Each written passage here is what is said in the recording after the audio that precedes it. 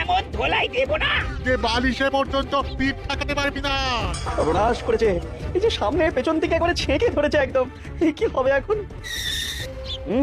গাছে উঠে পড়তে পারলে বাবাজিরা সহজে নাগাল পাবে না আর।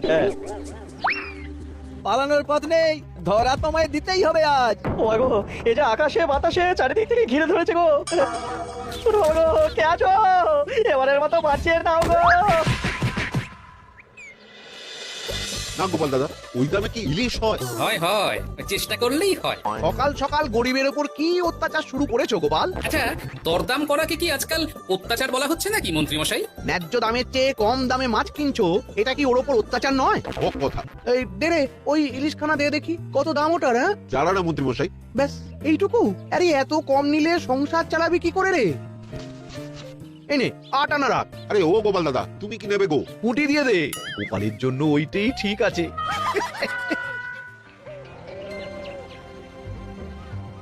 বাজার তো নয় যেন আগুন। দাও একটু জল দাও দেখি, খেয়ে প্রাণটা জুড়াই। পুঁটি মাছ কিনতেই এই অবস্থা, ইলিশ মাছ কিনতে বললে তবে কি করবে গো? হ্যাঁ ইস, ও মা গো, ইলিশের কথা শুনেই যে ভীষণ খেলে গো। এই জল খাও জল খাও জল খাও।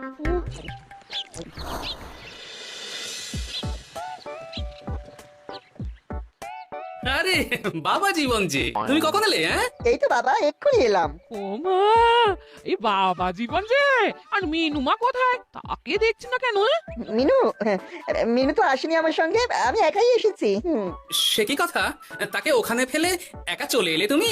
সেটা আমায় ঝগড়া করে বাড়ি থেকে বার করে দিলে। হ্যাঁ, আমার তো আর যাওয়ার জায়গা নেই, তাই ভাবলাম যতদিন আপনাদের মেয়ের মেজাজ ঠিক হচ্ছে ততদিন আমি এখানেই বেশ করেছো বাবা, বেশ করেছো। এই তো তোমারই বাড়ি গো, তোমার যখন ইচ্ছা হয় তখন আসবে। হ্যাঁ, কিন্তু মিনুমা তো এমন করে না কখনো। সেটাই তো আমিও ভাবছি, কি যে হলো হঠাৎ করে। একসাথে থাকলে অমন একটু আধটু হয়। তুমি কিছু চিন্তা করো না বাবা, সব ঠিক হয়ে যাবে। হ্যাঁ, তুমি এখানে দাঁড়িয়ে থাকলে কেন? যাও বাজার করে নিয়ে এসো। জামাই আমাদের কতদিন পরে এলো। হ্যাঁ, চেহারাটাও কেমন শুকনো লাগছে গো। আহা, রাতে কি খাবে বাবা? লম্বা চালের ভাত দিয়ে একটু পাঁঠার মাংস করে দিই। হ্যাঁ, ওই শুরু হয়ে গেল তো। সে তুমি যতই বিষম খাও না কেন, জামাই আমাদের পাঁঠার মাংস খাবেই খাবে, আমি বলে দিলাম। হ্যাঁ,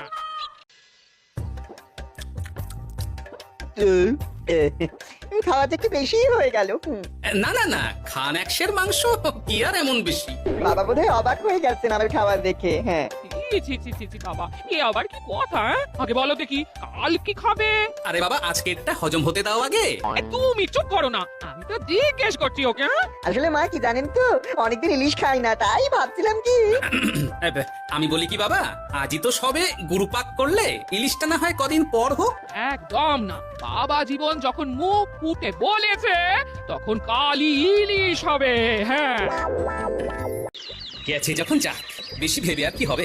তার চেয়ে বরং ঘিন্নি যদি একটু তেল ঝাল দিয়ে কষিয়ে রান্না করে, অনেকদিন পর জমিয়ে ইলিশ খাওয়া যাবে। কি এত একা একা ভাবেন বলুন তো বাবা শ্বশুর? ও বাবা, তুমি আবার উদয় হলে কোত্থেকে? শ্বশুর বাড়ি এসেছি বলে কি খালি হাতে বসে থাকবো নাকি? এই একটু বাজার করে নিয়ে এলাম তাই। বাহ বাহ বাহ বাহ বাহ বাহ, কি বাজার করলে শুনি? তেমন কিছু না, ওই একটু চুনো মাছ আর কুমড়ো শাক। হ্যাঁ নয়, হ্যাঁ, বয়সটা তো কম হচ্ছে না তোমার। কাল মাংস, আজ ইলিশ, হজম হবে তোমার? হ্যাঁ, কাল মাংস মানে? আমায় তো শুধু ঝোল আলু দিলে তুমি, বাকি সবই ওই। চপ, ওলের সাথে তো কিছুটা মাংস গলে মিশেছে নাকি? সেটা কোথায় যাবে? হ্যাঁ, তাহলে এই চুনো মাছ আর কুমড়ো শাকের ঘ্যাট। জানেন তো মা, ইলিশ ভাজার চেয়ে আমার ইলিশ ভাপাটাই বেশি ভালো লাগে। হ্যাঁ, এই নাও নাও নাও, আরো দুটো ইলিশ ভাপা নাও। এই না না, আমি আর পারবো না। পারবে পারবে, সব পারবে। সবে তো 6খানা হয়েছে, আর না নিলে হয় কি করে বলো? হতভাগা, গোটা ইলিশটা সাবড়ে দিল। পারলে বেটা আমাকেও সাবড়ে দেবে কোনোদিন। কি হলো বাবা, আপনিও একটা খাবেন নাকি? না না বাবা, তুমি খাও, আমার জন্য চুনোই ঠিক আছে। মা, ইলিশ ভাজার আছে নাকি? আসলে ভাজাটা এমন করা হয়েছে না যে। আহা, নাও না বাবা নাও, লজ্জার কি? তোমার জন্যই তো করা এত সব। হ্যাঁ,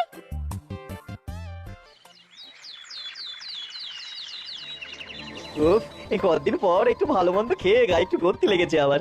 খিদেটা আরো বাড়াতে হবে, যত খিদে বাড়াবে তত পেট ভরবে, আর যত পেট ভরবে তত শরীর ফুলবে। চাপে চাপে মুখটা কেমন চুপসে গেছে কদিনই।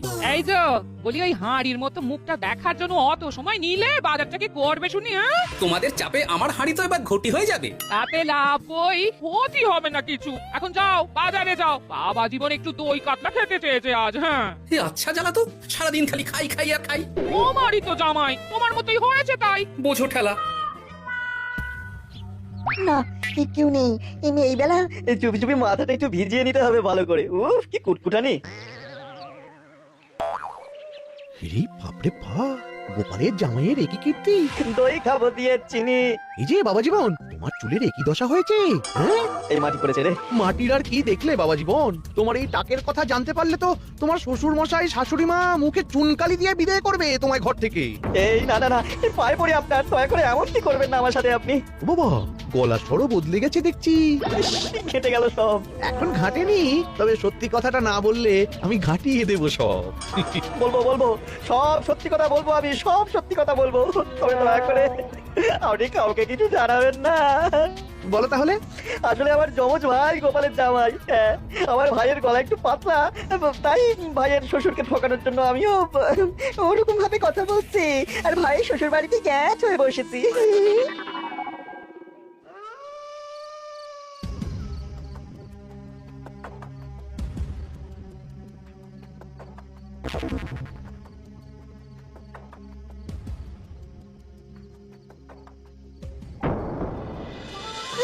আজ গোপাল দাদুর বাড়িতে ভালোই খাওয়া হবে। হ্যাঁ, হঠাৎ নিমন্ত্রণ পেলে ভালো তো লাগবেই। আরে ওই দেখ, এই সময় মন্ত্রী মশাই কার সাথে কথা বলছেন বলতো?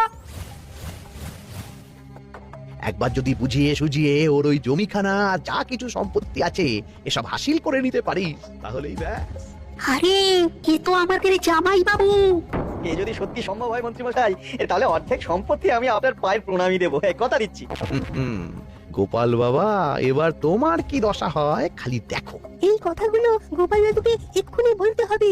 চল। এই কে কে কে ওখানে কে? শিয়াল হবে হয়তো। শিয়াল? তুমি দেখলে শিয়াল ছিল? শিয়াল ছাড়া আর কি বা হবে। ও এই ব্যাপার, তাহলে তো একটু সাবধান থাকতে হয়। কি হে বাবা জীবন, আর কত ঘুমোবে? তুমি না বলেছিলে আমার চারা গাছের দেখভাল করবে? করবো বাবা, নিশ্চয়ই করবো। তবে গা হাত পাটা তো ম্যাচ ম্যাচ করছে না। ও আবার কি কথা গো? এই নাও নাও নাও, ডাবের জলটা খেয়ে নাও, বে ভালো লাগবে গো। সে না হয় নিচ্ছি, তবে গা হাত পাটা কাউকে একটু টেপাটেপি করিয়ে নিলে ভালো হতো। গিন্নি আমি চলি বুঝলে, এরপর বাজারে গেলে রাজবাড়ি যেতে আমার দেরি হয়ে যাবে। ও সব পরে হবে, দেখছো না জামাই বাবা জীবন কেমন ব্যথায় কষ্ট পাচ্ছে। তুমি বরং একটা লোক ডেকে দাও, বাবা জীবনকে একটু হাত পা টিপে দিক। হ্যাঁ, আরে এখন আমি কোথায় লোক খুঁজতে যাবো? খোঁজাখুঁজি কি আছে বাবা, আপনি যদি একটু মানে আর কি বলতেন একটু। আমি আমি কি? হ্যাঁ তা কি বলতে চাইছো নাকি বলো তো? ওহ, তুমিও না সত্যি, সব কথা কি মুখে বলে দিতে হয় গো? আর বুঝতে পারো তো কিছু? বাবা জীবন বলছে তুমি থাকতে অন্য লোকের কি দরকার আছে? তুমি তোর হাত পা টিপে দিতে পারো নাকি?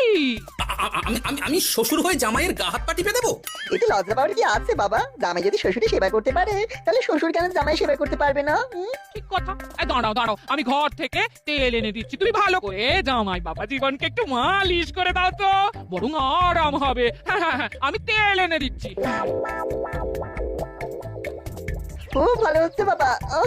করে যান, একদম থামবেন না, করে যান। হতভাগা, আমার জান কয়লা করে উনি আরামে ঝিমোচ্ছেন, দিতে হয় এক। কি জামাইয়ের মাথার কি অবস্থা? কি কাণ্ড! এ তো জামাই নয়, জামাইয়ের মতো দেখতে অন্য কেউ। কি হলো বাবা, থামলেন কেন? ব্যস্ত করছিলেন, করে যান। দিন সে এমন সুখ পাইনি কি। কি করে যান। সেই তো বাবা, তোমায় আরাম দেব না তো কাকে দেব বলো? তুমি আমাদের একটা মাত্র জামাই বলে কথা।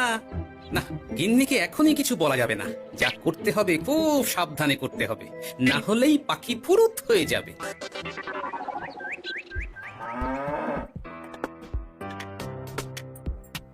কি বাবা, তুমি এত সকালে? কিছু হয়েছে নাকি? এই তো জামাই, আমি বুঝতেই পেরেছি ওদিকে কোনো একটা ঘোট আছে। শোনো, তোমাকে এখন আমার সাথে কৃষ্ণনগর যেতে হবে, তবে ওখানে গিয়েও কিছুক্ষণ গা ঢাকা দিয়েই থাকতে হবে, সঠিক সময়ে বেরিয়ে আসবে।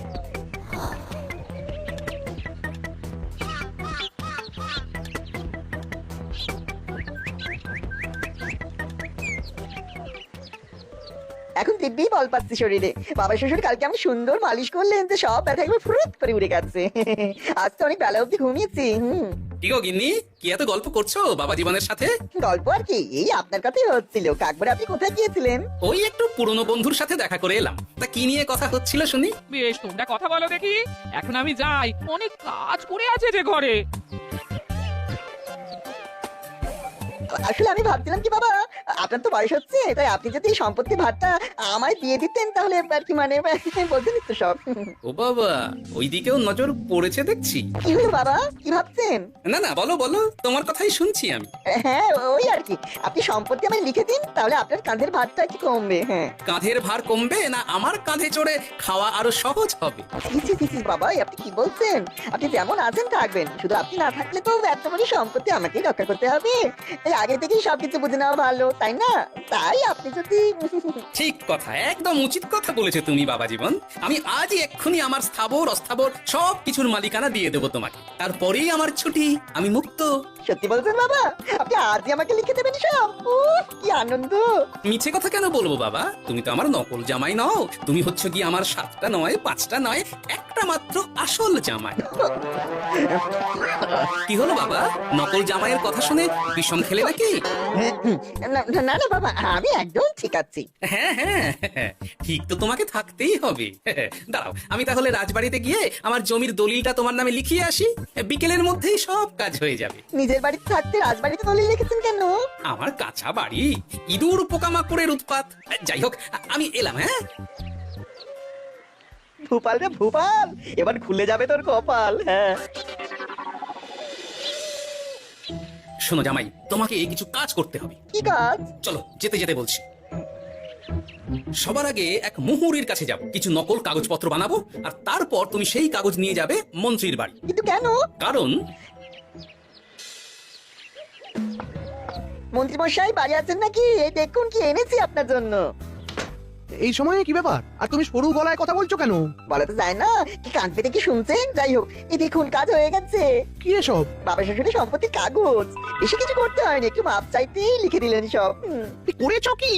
গোপাল এত সহজে লিখে দিল সব? এই নিয়ে নিজের চোখে দেখুন না। সাবাস ভূপাল সাবাস, এতদিনে বেটা গোপালকে বাগে পেয়েছি। কিন্তু সম্পত্তিটা তো আমার ভাইয়ের নামে লিখে নিলাম, আমার ভাইয়ের থেকে আমার নামে কিভাবে হবে? সেসব আমি সামলে নেব।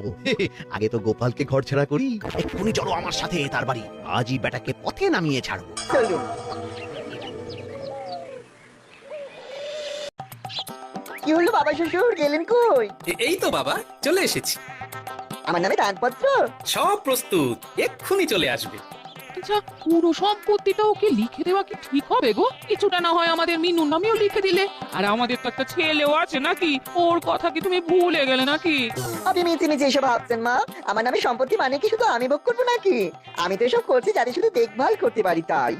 তবে মিছি মিছি চিন্তা করো না গিন্নি, জামাই আমাদের বুঝদার ছেলে, একা হাতে সব বুঝে নেবে। তুমি যখন বলছো তবে তাই হোক। এত কিছু করলাম, এই আনন্দে তুমি তোমার শাশুড়ি মাকে একটা প্রণাম করে নাও দেখি। নিশ্চয়ই নিশ্চয়ই, সেটা করতেই হবে।